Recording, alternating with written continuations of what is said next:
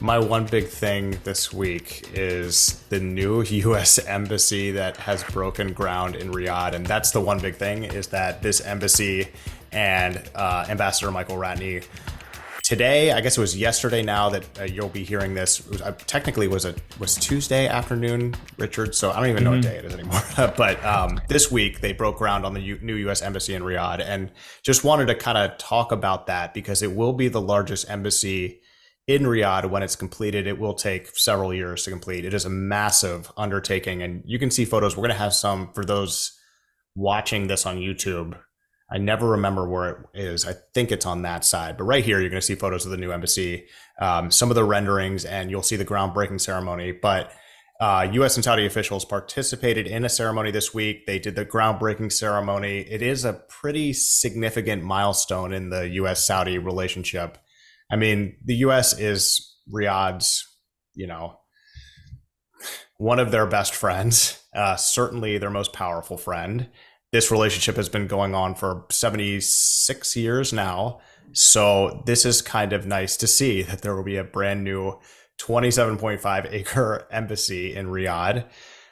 There was a ceremony, and it was at the ceremony, Deputy Assistant Secretary for Arabian Peninsula Affairs, Daniel Benaim, and Saudi Deputy Foreign Minister, His Excellency Mr. Waleed bin Abdulkarim Al-Khuraiji joined U.S. Ambassador Mike Ratney for the event. Mike Ratney was confirmed on March 15th, and he addressed the attendees of the ceremony. And Richard, you included this week for the news reviews quoted, which is a section at the top of every newsletter that has a meaningful quote from somebody that kind of drives the day. We always think it's a nice soft entrance into the newsletter, but Mike Ratney said, quote, "The new embassy, set to be the largest embassy compound in Saudi Arabia, is emblematic of the expanding U.S.-Saudi relationship. Today, that relationship encompasses not only energy and security, but also business, tech, education, innovation, and increasingly areas like art and culture," which I'm going to come back to in a second. Ratney underscored that the scale and ambition of this project reflect the strong and growing U.S.-Saudi strategic partnership. This is all released in a press release. The new building blends Saudi Arabia's traditional architecture, Salmani architecture, we may go on a limb to guess, and modern design, emphasize the latest security and sustainability features. The state-of-the-art facility will provide, quote, "a modern, secure, and efficient workplace for embassy staff and serve as a powerful symbol for the United States' enduring partnership with Saudi Arabia." So on the design, and I do want to mention, so they mentioned twice security, and that is sort of important to note. The embassy is going to be in the diplomatic quarter. That is its own sort of secure area in Riyadh. And we talked about this when we were in Riyadh last week, Richard, that when you end up going to the diplomatic quarter, increasingly it's easier to get in and out of, but it used to be not that long ago that you would have to go through some heavy security just to get into this district in Riyadh because that's where all the embassies were. And it was always intimidating to kind of come and go. Now it's a little bit less so, but there still is a security situation there that you have to go in and out of to get. I think you stayed in a hotel there, Richard. I did. I stayed at the Marriott Courtyard, DQ. Nice. Okay. So, I mean, I don't know. I'm sure. I'm sorry to say this on your behalf, but I think we talked about this where we talked about how it used to be like, hey, when you're in a cab going to the TQ, they would really look in the car and make sure everything was safe. And they still do that, but it's not as heavy of security. Anyway, back to the embassy. So the reason why they mentioned security, I think at least twice in this release, is that there have been some security incidents, not at the embassy in Riyadh, but at the consulate in Jeddah over the years, a handful of different shootings and attempted breaches of security at the embassy in Jeddah. So security will be an important part of this embassy. But on the design, Morphosis of Los Angeles is the design architect, and Cadell Construction Company of Montgomery, Alabama is the lead design build contractor, and Integris Architecture of Seattle is the architect of record. So all U.S. firms building it, of course. The Bureau of Overseas Buildings Operation, the OBO, I've never heard of that government organization, provides the most effective facilities for U.S. diplomacy abroad.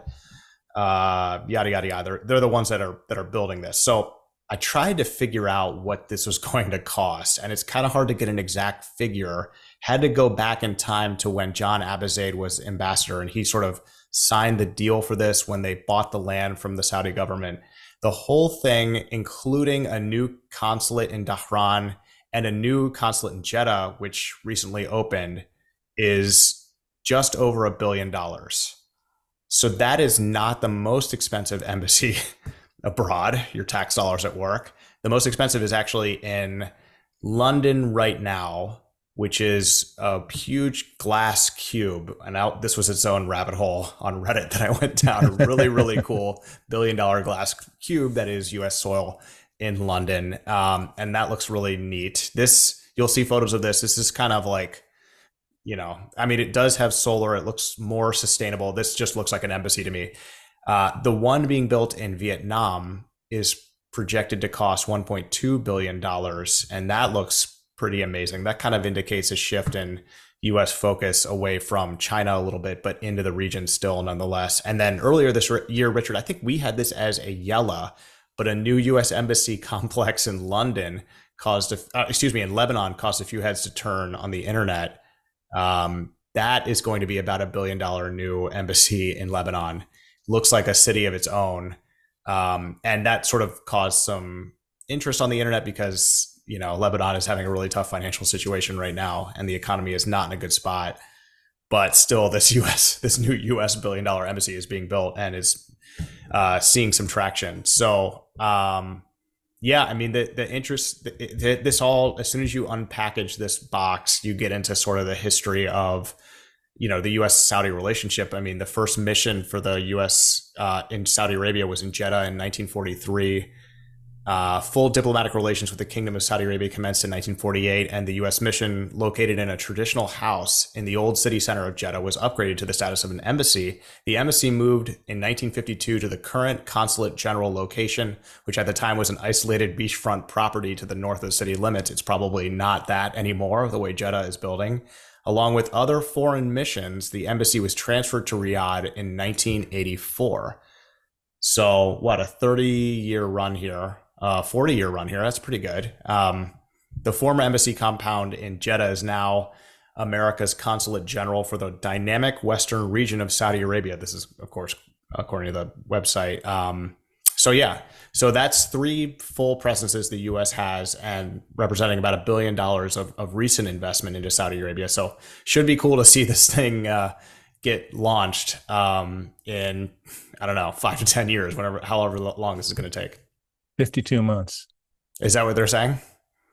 So at some point, I have to tell you about my experience getting around Beirut in the early aughts and going to the embassy there. It's quite the semi-automatic experience. So as it happens, we need to make sure we remember to do that because that's gold right there. About a week ago, I met with Ambassador Ratney when I was in Riyadh, and it was a really good visit. Oh, nice. But it was an education for me because I had become accustomed to the ambassador's residence in the DQ used to be a Quincy House, which is a lovely building.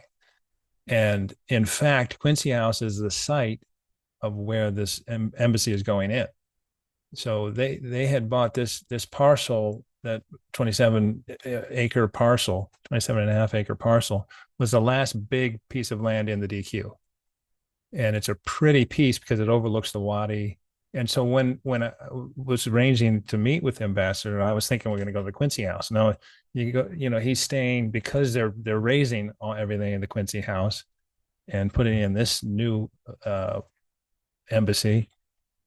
The ambassador now stays at the Shenandoah House, which is where the DCM, Deputy Chief of Mission, used to stay. So that's where we met.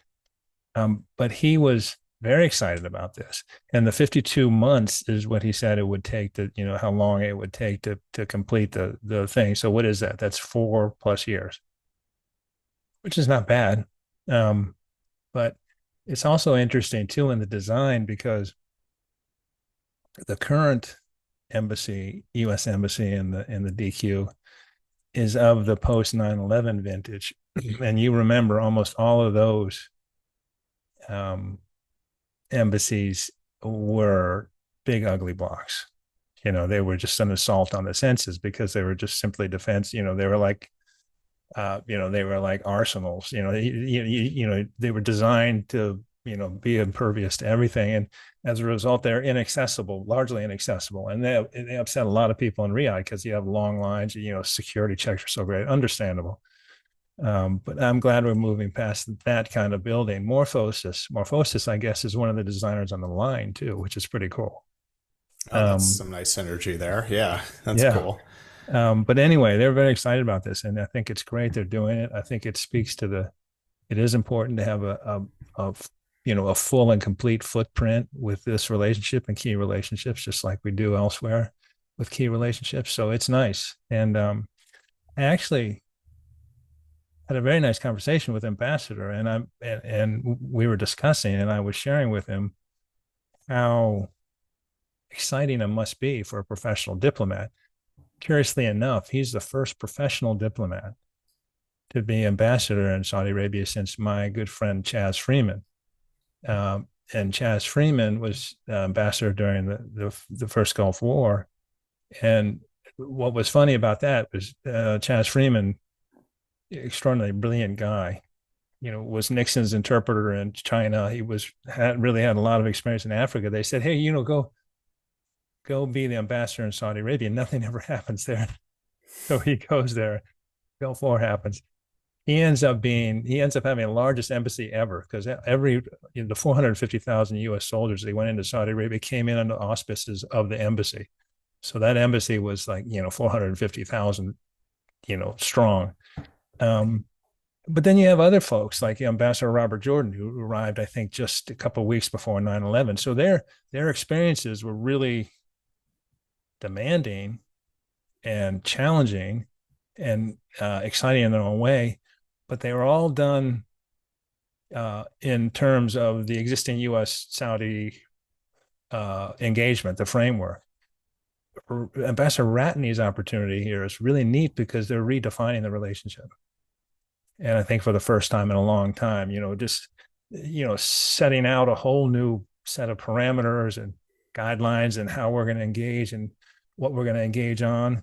And I think he's very excited to be there. And I would be excited to be if I were a professional diplomat.